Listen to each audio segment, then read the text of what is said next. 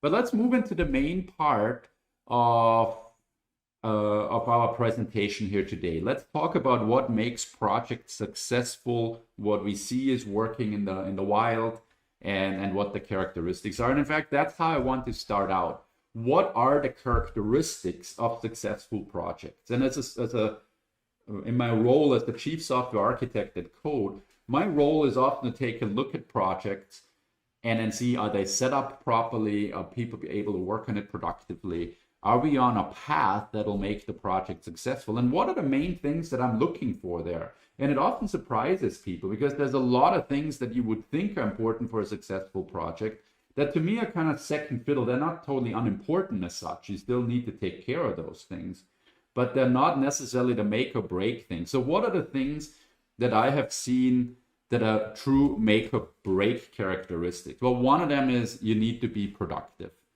It's kind of an obvious thing, but the way the project needs to be set up is you need to be able to work on the project productively.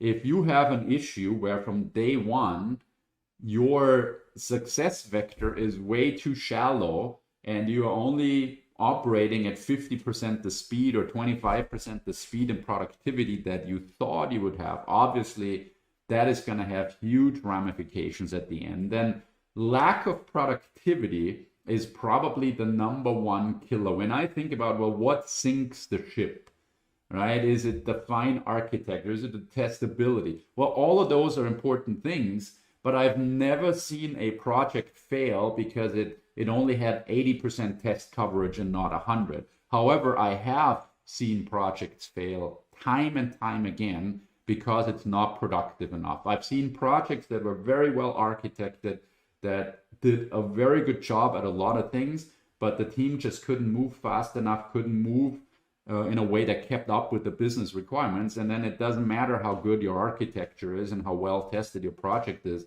If you are not being productive enough, that will sink the ship. The project needs to be learnable.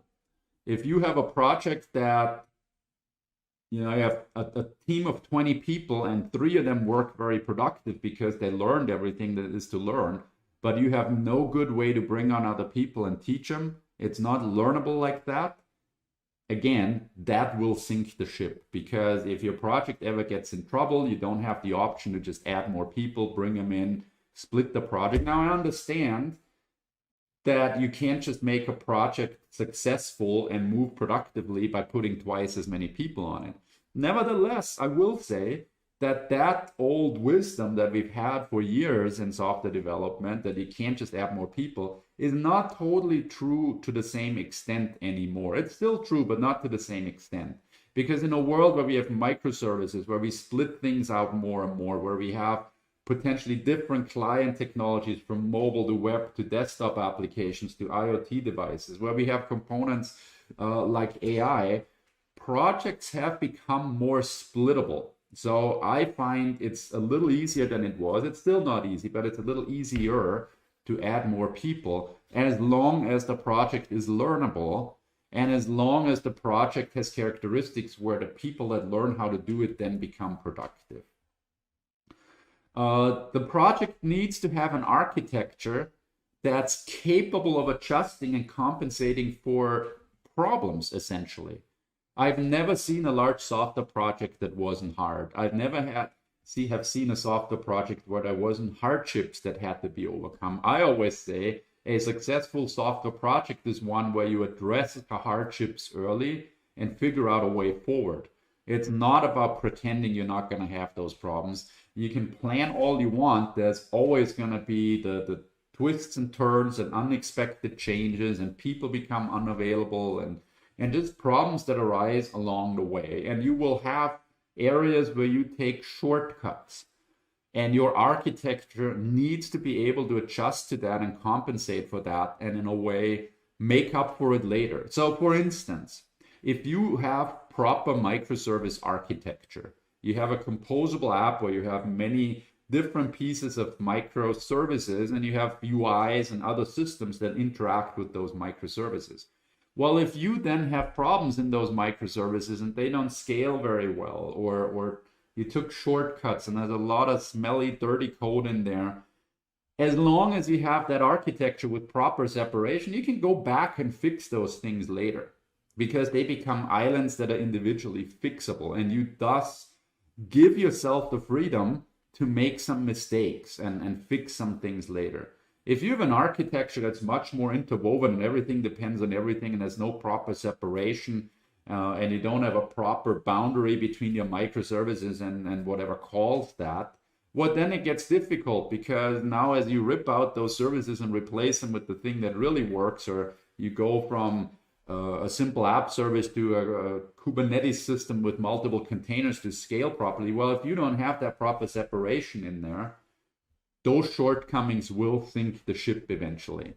So give yourself an architecture that allows making mistakes and still be successful. That to me is a huge piece that saved my bacon so many times. And when you know how to do that, that's actually not that hard to do. It's mainly about separation of concerns and having loosely coupled individual pieces. So that's important. Now, this is one that's kind of like, well, that's obvious. You need to deploy the technologies and techniques that match the problem that needs solving. What does that mean? Well, it means that as a software developer and architect, part of the skill, if not the most important skill, is knowing what to use when. I've already used the term Kubernetes. I've used the term Docker Swarm. Containerization is important. But do you really need that? That's an interesting question. Some projects will. And then it's important to understand those things. And every developer at this point, I think, should have an understanding of what containers are. But does that mean every single project needs them? No. I take as an example the Code Magazine infrastructure. If you're in this webinar, you've probably been to the Code Magazine website, or our training and event website, or the Stata.net website. And that website is powered by a fairly large number of microservices on the back end.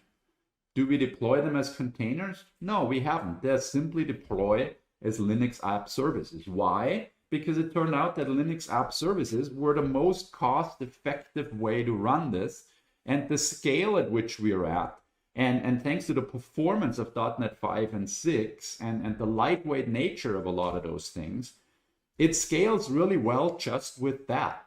And we did go down the Docker and Kubernetes route in a test scenario, even for that infrastructure at some point. And it would have turned out that it would have been more expensive, much more infrastructure needed, more complex to deploy. We would have needed somebody dedicated to making that process work.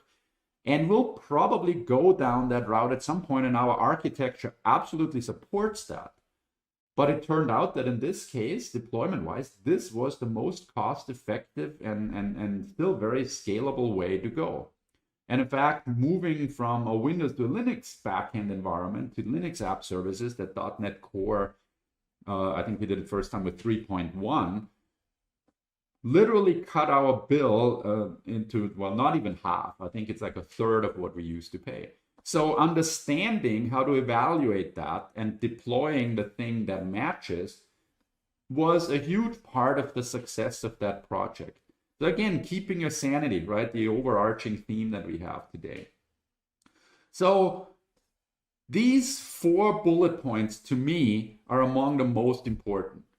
Make a project that's learnable, employ the things that you really need, make sure you can be productive, and give yourself room for error.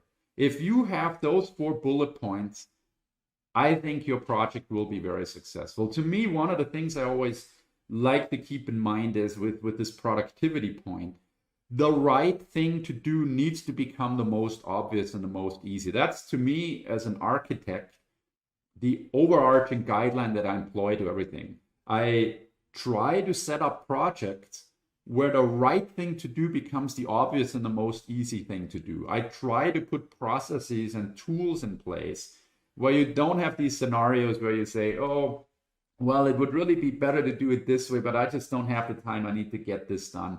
Like, make the right thing the easiest thing to do. Create tools, create processes. And if you can't do that, there's probably an issue there, right? So that's been a guideline that served me really, really well over time, because your team will automatically do the right thing and build better. And then allowing yourself to make mistakes. And also, it needs to be productive for people that learned what they are doing. It's a horrible characteristic if you have to spend a lot of time teaching people, and then even once they know what to do, they are not as productive as they should be. And unfortunately, I have to admit, many modern problems have this characteristic. Like, for instance, we do React development, and this is true for many of the HTML frontends frameworks. You spend a ton of time just keeping package references up to date and so on. I've always been very critical of that. Now, it's hard to get away from that in those environments.